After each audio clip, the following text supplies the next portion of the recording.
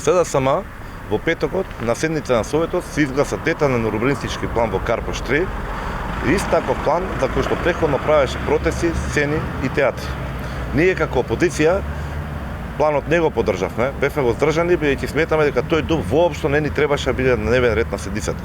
Чекавме дуб за блок на ова место овде. Чекавме бидејќи само пред неколку месеци на парламентарните избори крајно нечестно спрема граѓаните ги лажеа дека го ревидирале планот и ги избришале маркиците предвидени за згради. Дури делеа и флаери со фамозниот нов план. Сега градоначалникот вели дека планот ќе биде донесен.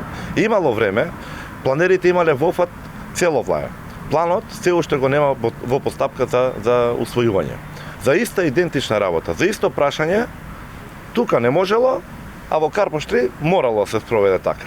Зошто планот во Карпош 3 е поважен и побитен од планот во Влаја?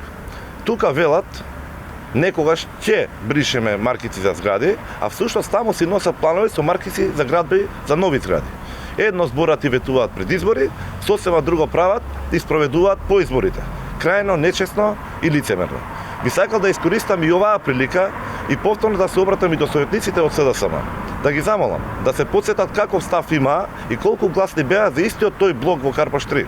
Да се потсетат како гласаат тогаш, а како гласаат сега. Да ги потсетиме и СДСМ дека ветуваа ревизија на плановите. СДСМ нека престане со сеење магла како било преходно во 60-та или во 903-та година и дека ги спроведат ревизиите што ги ветуваа.